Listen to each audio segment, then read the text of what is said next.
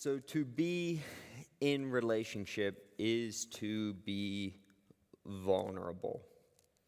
If you plan on connecting your life with other people, sharing yourself in any way, shape, or form, you should plan on getting hurt. It's a risk that we all take. So a few years ago, I read a book by a guy named Frederick Buechner. He wrote this novel, historic novel though, on this figure named Godric. It's the story of a medieval merchant turned saint, Godric of Fengchal or something like that. And it's a lot more interesting than it sounds. Here's a picture of the actual character, Godric, being tempted by a devil or something like that, medieval saint. He's a fascinating character, and he's near the end of his life, and he's reflecting on his life and all the wounds that he's inflicted on others and all the wounds that they've inflicted on him. And as he sits back and looks at his life, he says this quote that, well, it's just a curious statement. He says this: "What's friendship when all is said and done but the giving and taking of wounds?" Is that what friendship is? And yet, I look at this and I think maybe it is. Like, if you consider your own life, do you have more scars, like physical, spiritual, emotional scars in your life from those who are close to you, from friends, from family, or from your enemies? Like, I'm willing to bet that the vast majority of us have been most hurt by those we're closest to, those we most love. Because being in relationship is inherently risky. It is to be vulnerable. And so it's not coincidental when you see in the Garden of Eden and Adam and Eve, the very first thing after they take a bite from the forbidden fruit, what's the very first thing that happens? They realize they have to cover themselves up. I have to hide from you. Like, I have to take fig leaves and sew them, not just to hide from God, but to hide from you. Because the moment that happens, they realize, you can hurt me. I'm vulnerable. Even though you're the person I'm supposed to give my whole self to and love fully, even though you're my spouse, you could hurt me. And ever since then, well, the story's just rolled on and on. This is not just a story. This is the human story. This is our story. To be in relationship is to be vulnerable. Intentionally or unintentionally, we will always be wounding others, and others will always be wounding us. Call them family, lover, friend, neighbor, enemy. It doesn't matter. If you are in relationship, you will be wounding and wounded. So then the question, if that is essential, like that's from the first human story on, if that's the problem, then the question is what will I do when someone hurts me? Not if someone hurts me, but when someone hurts me. And we find from that very basic, early on human story of Genesis chapter 3 that as soon as we answer that question, how we answer that question, what will I do when someone hurts me? How we answer that question is going to form us, our relationships, our community, our world, our souls. And we find Genesis 4. That the most natural, or at least the most ancient answer to that question, what will I do when someone hurts me, is I will hurt you back. The answer is revenge. Again, this is baked into the very fabric of the human story that Adam and Eve, they eat of the tree, they realize they're sinful, they hide from one another, and then they have a son, right? A son named Cain, who you might remember his name. Loosely translated, means God has brought forth, or God's gift, that he's God's gift to humanity. Yes, we have a son named Cain. He's God's gift to humanity. He's a somebody. And then they have this second son, and his name is Abel, which loosely translates like, like we're not sure if it means just worthless or frustrated, but either way, you don't want to be called that. He's a nobody. And what happens? They both go offer their sacrifices to God, and Abel offers a better sacrifice. And God looks at Abel, this nobody, and says, "You're a somebody." And he looks at Cain and he says, "I do not accept your sacrifice. It's not the right sacrifice. It's not the right heart." And Cain sees that God has now favored Abel, that nobody just took his place. Nobody is now claiming to be a somebody. So Cain now feels disenfranchised, and he is deeply wounded by his brother who now has removed his place. So what does he do? He deeply wounds his brother. In fact, he wounds him so bad that Abel dies. And we watch this conversation unfold. God comes to Cain. And God says, this won't be okay in my family. You no longer have a part of my family. You are now kicked out. You must be a restless wanderer. You must be outside of my family from now on. And then what does Cain worry about, though? What's his big, big concern in that conversation? He says, but whoever finds me is going to kill me. See, Cain can only think, this is the way I think. Like, if someone takes my place, I have to kill them. And now everyone's going to think to me that bitterness, that animosity, that hatred, that revenge, that's the only possible response to what he's done. So Cain assumes that the only possible response to what he did is going to be revenge. But God says, Genesis chapter 4, verse 15, but God, the Lord said to him, not so.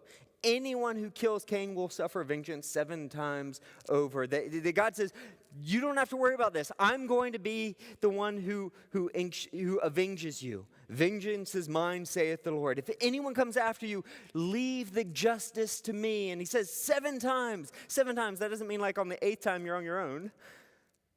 This is like a Hebrew way of saying complete justice is in my hands. You can trust me, Cain. You can trust me. I'm going to break this cycle if you just trust me. But we get every suspicion that Cain does not trust God to avenge his wounds. In fact, if you read on the story, he has a son, and his son has a son, and his son has a son. And as it goes along, you get the sense that the norm within that family is revenge, that if somebody hurts you, what do you do if someone hurts you? You hurt them worse. And it becomes a generational sin, and it grows, it escalates until we see 7 generations through the line of Cain. 7 generations later, his line comes to completion, and we read in Genesis chapter 4, verse 23 and 24 about this man named Lamech, the 7th son of Cain.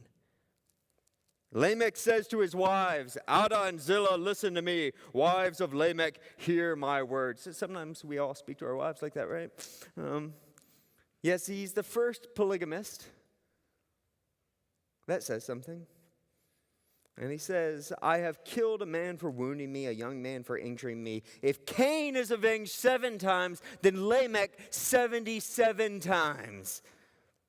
And you just know someone is bragging when they speak about themselves in the third person.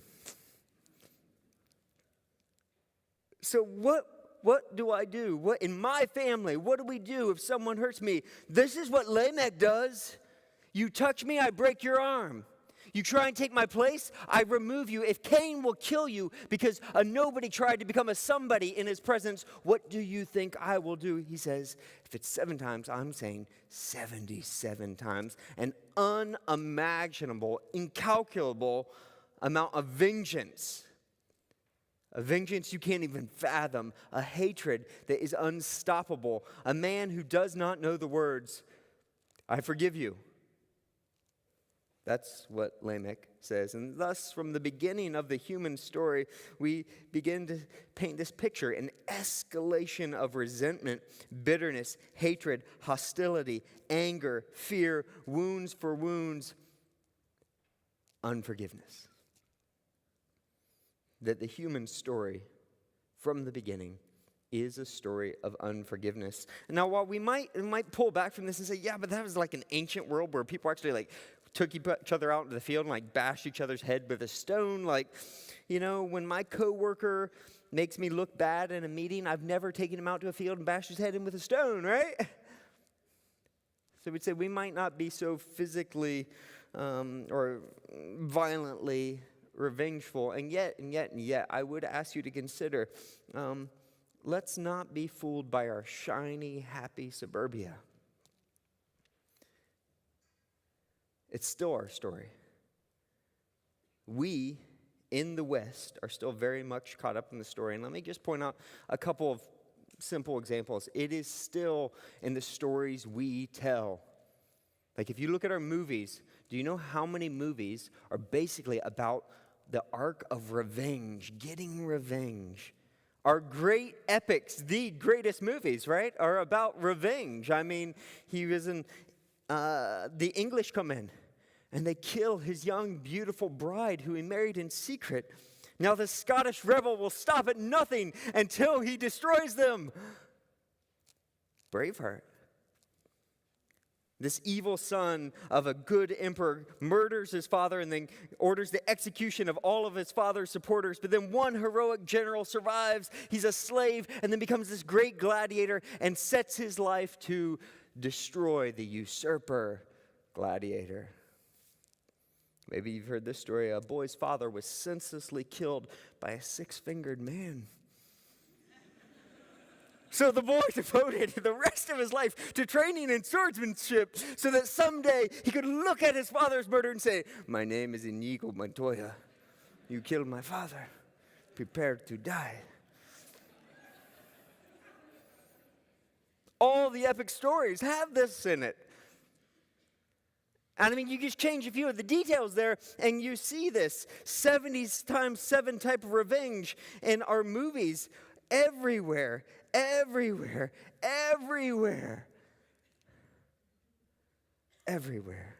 Revenge is still our story. And why do they keep making these movies over and over again? Because they sell. And why do they sell? Because they stir something deep in us. There's something deep in us. There's a Lamech deep in us that says, yes, that's what I want.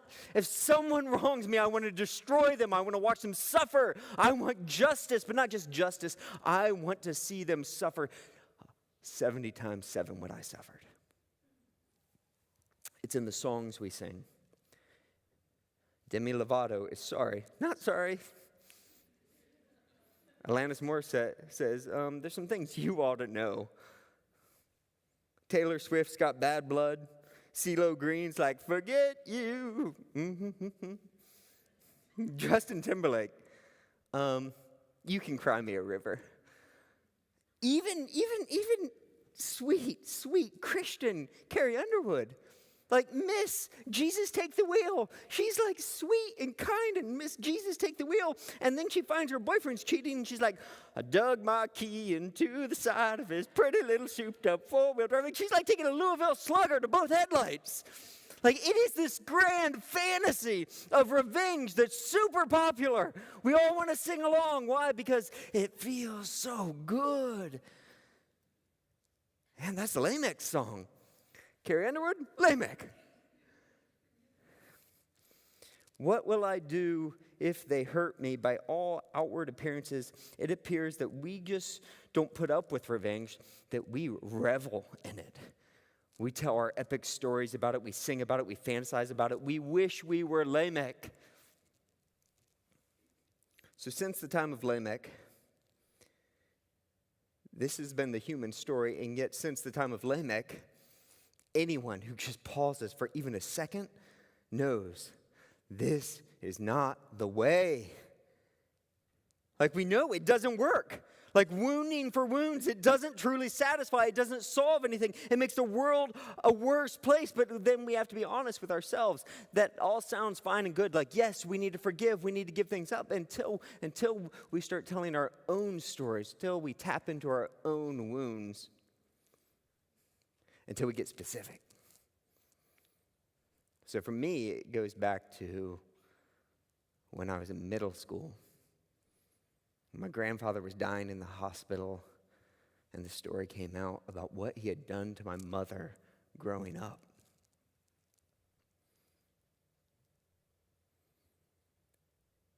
And I felt a hatred I had never felt before. And I felt something like I relished the idea of him suffering and dying.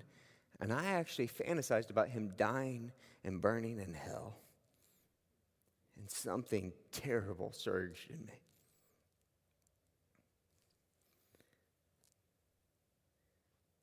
Maybe I'm not that different than Lamech. And I think if you tap into your own wounds, maybe you're not either. So what will I do when they hurt me? Lamech is not the answer. Cain is not the answer. So it's clearly not the answer. But how do we break the cycle? Like, what can we possibly do to overcome this? And I mean this in the literal sense, this primal fear within us that others are going to hurt me, that I'm vulnerable. Like, what are we going to do with that? And that brings us to Jesus. So Jesus picks up this exact story, this human story, that from the beginning, this escalation of vengeance and violence, of hatred, of bitterness, of resentment that we brew within ourselves, that we chew upon, that we ruminate over, this thing that destroys not only us and our souls, but destroys our relationships and our society and our relationship with God and our health. And he picks this up in Matthew chapter 18. And in Matthew chapter 18, we're going to go through 21 through the end of the chapter there. But in verse 15 first, just to show you where we're at, he says, if a brother or sister sins, here's the context.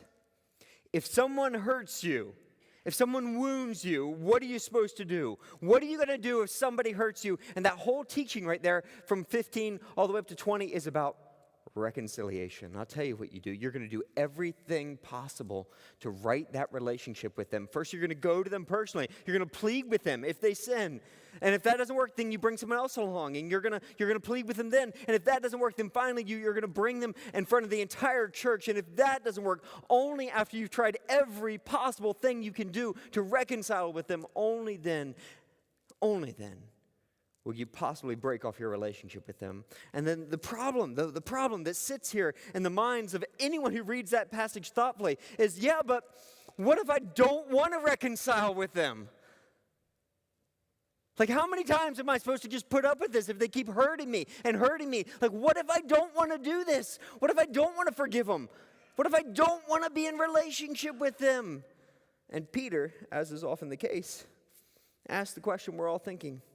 So Matthew chapter 18, verse 21, Peter then says, then Peter came to Jesus after he hears this lesson about reconciliation, and he asked, Lord, how many times shall I forgive my brother or sister who sins against me?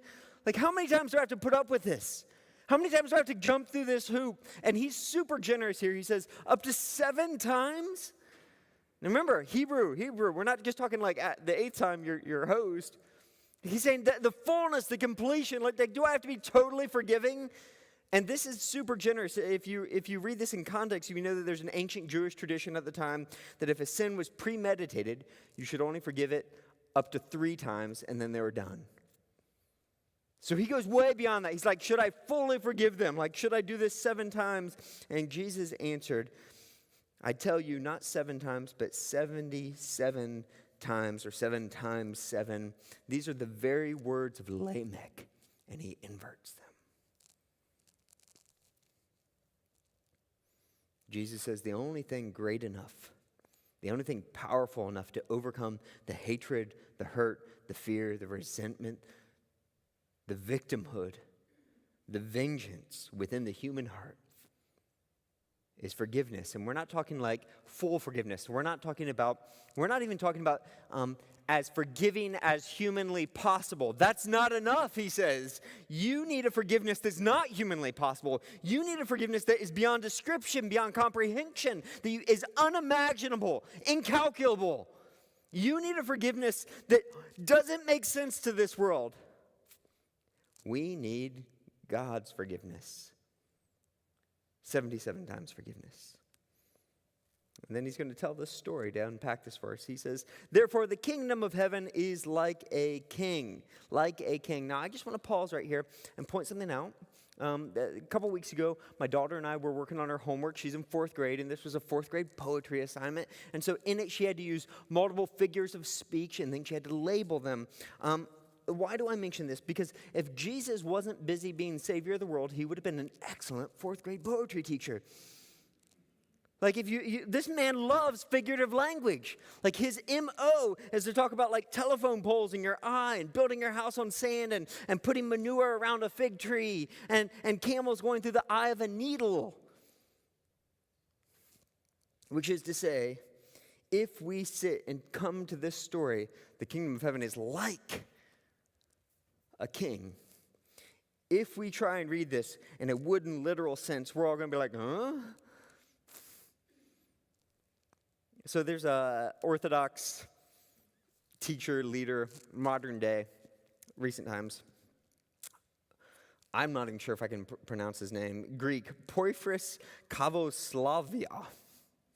But he's got this great quote. I read this the other day. I was looking through, when you sit around and read through your Orthodox authors, as you all do.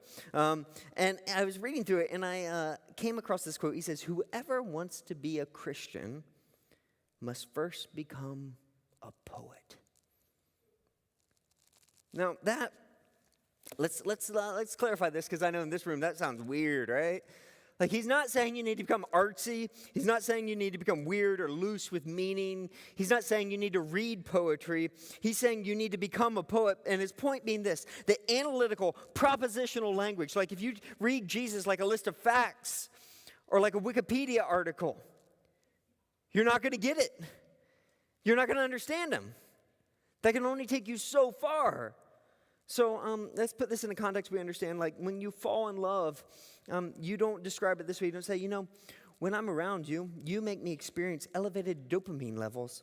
You spike my central norepinephrine. Did you know that? Norepinephrine system, limiting my ability to recall negative emotions and focus my thoughts on other subjects. Like, you don't sit there and describe your love that way, do you? No, when you fall in love, what do you say?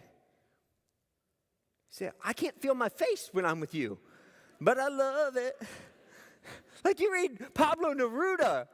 Like, you read Shakespeare. You say, quoth. Why? Because you need figurative language to possibly point to what's happening inside and between you. It's not enough to describe it analytically and propositionally. Like, words fail to comprehend or contain the experience of love. And he's saying that's what God's like. Like, it's truth. It's an experience. It's a way. It's a mystery that words cannot contain. Do you understand? God can't be contained in words. A relationship with him can't be contained in words. Therefore, if we want to be a Christian, we have to first be a poet. We have to speak in language that's figurative. We have to find things to point to the mystery that is God. So Jesus does this for us. He models this. He says, therefore, the kingdom of heaven, it can't be described in a literal, factual, analytical proposition here. He says the kingdom of heaven is like a king who wanted to settle accounts with his servants. So my fourth grade poetry skills tell me this is a simile, which is comparing two unlike things to make a vivid point about the ways in which they are like. So it's like a king settling accounts, not like a king in every single way. It's obviously unlike things. So the kingdom of heaven is not like this king in every way. This king is probably a godless king we see from the story. But Jesus is using figurative words to point us to something that words cannot contain. Make sense? As he, the king, began the settlement, a man who owed him 10,000 talents was brought to him. Again, this is figurative. This is intentionally absurd. Intentionally absurd here. So how do we know this? So in Koine Greek, the word, the largest word for a number in Koine Greek, which this was written in, is the number 10,000. So this is the largest number they have. He says he owes him 10,000 talents. For us, this would be something like saying he owed him a Google dollars. Do you know what that is? One with 100 zeros behind it. Like, it's so big, it's absurd. But you might be saying, yeah, but a Google and 10,000, like, that's totally not even comparable. Like, couldn't it be possible that someone actually owed the king 10,000 talents? And the answer is no. Archaeologically, we know from that time, there are these records from Galilee and Perea, which is down to the right. This is in ancient Palestine during that time. Those regions, the duty or the tariff that they paid to Caesar for the entire year, all the people in those regions, was about 200 talents. So the scholar, Craig Keener, explains 10,000, that number is utterly absurd on purpose. It's hyperbolic. He explains, this man owes the king more money than existed in circulation in the whole country at the time.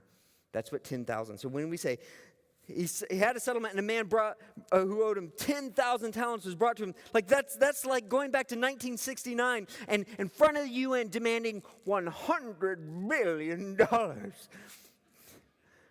Like, that's ridiculous. They would laugh you out. You know why? Because $100 billion did not exist in 1969. The man owes the king an unimaginable, incalculable sum. It's more money than existed in the whole world at the time. Verse 25. Since he was not able to pay, you think? The master ordered that he and his wife and his children and all that he had be sold to repay the debt. Now the man, is this fair? Does the man get what he deserves here? The answer is certainly. Certainly he does. The man owed him so much that to lose everything he had, that makes sense. The follow-up question is, but does selling the man, his wife, his children, and everything he has, does that satisfy justice? Does that truly pay back the debt? And the answer is certainly not. I mean, the best you could hope for selling the man, his wife, his kids, and everything they owned is a couple of talents total. So the king stands to lose, even though justice is technically being served here, he stands to lose something like 9,998 talents out of 10,000. At this, the servant fell to his knees before him. Be patient with me, he begged, and I will pay back everything. Of course, that's a ridiculous promise. There's just no way you could ever pay it back, ever. But the king sees him begging, realizes that this man is utterly helpless to save himself. He can never pay back this debt, and he has pity on him. It reads, the servant's master, the king, took pity on him, canceled the debt, and let him go. But when that servant went out, he found one of his fellow servants who owed him 100 silver coins. It's like $100. So he grabbed him, began to choke him. Pay back what you owe me, he demanded. This is like deja vu, right? His fellow servant fell to his knees and begged him, be patient with me, I will pay it back. But he refused. Instead, he went off and had the man thrown into prison until he could pay the debt. That he demands justice. He demands that he's going to get that $100 back. He demands, this is what you owe me, this is what you will pay me. When the other servants saw what had happened, they were outraged and went and told the master everything that had happened. Then the master called the servant in. You wicked servant, he said. I canceled all the debt of yours because you begged me. Shouldn't you have had mercy on your fellow servant just as I had on you? In anger, his master handed him over to the jailers to be tortured until he should pay back all that he owed. So let's back up. This is historically, Greco-Roman rulers did this type of thing. If you couldn't pay your debt, they would put you in prison, and sometimes they would torture you to encourage your friends and family to pay back the debt quicker. Let's just think on this real quick, though. This means that the amount that this man owed was an impossible debt. This would be like owing more than the national debt. There's no way anyone can ever pay it back by themselves. This man stands to be tortured forever. And Jesus summarizes everything with this. This is how my heavenly Father will treat you, each of you, unless you forgive your brother and sister from your heart. Whew. So, let's not overplay this story. It's a story. It's figurative. The kingdom of heaven is like this, but not in every way. God is not like that king in every way. But let's talk about this torture thing, because that seems to be a big deal here. Is Jesus saying that if you don't forgive others, God will hand you over to be tortured in hell? Possibly. Is Jesus saying that if you don't forgive others, God will hand you over to be tortured by your own unforgiveness? Possibly. Both seem to be somewhere in the range there, huh? Unforgiveness is torture.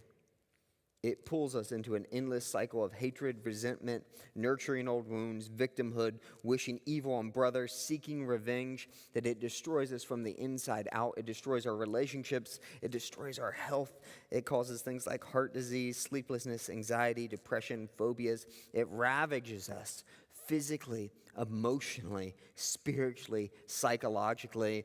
And as the saying goes, it's like drinking poison and waiting for the other person to die.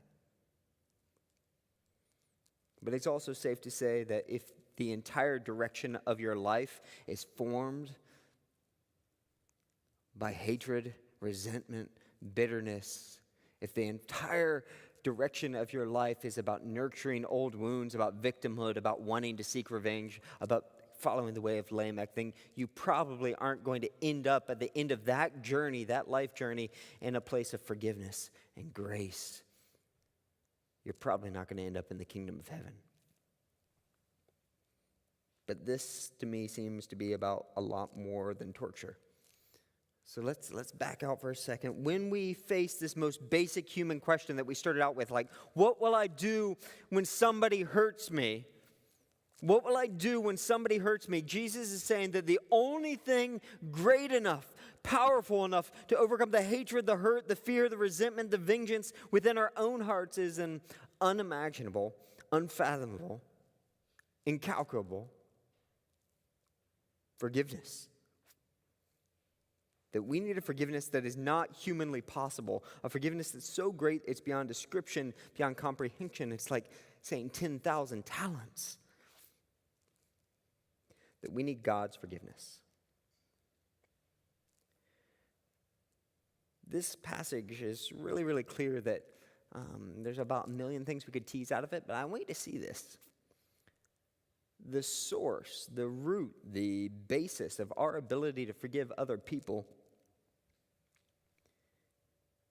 starts with our ability to receive God's forgiveness.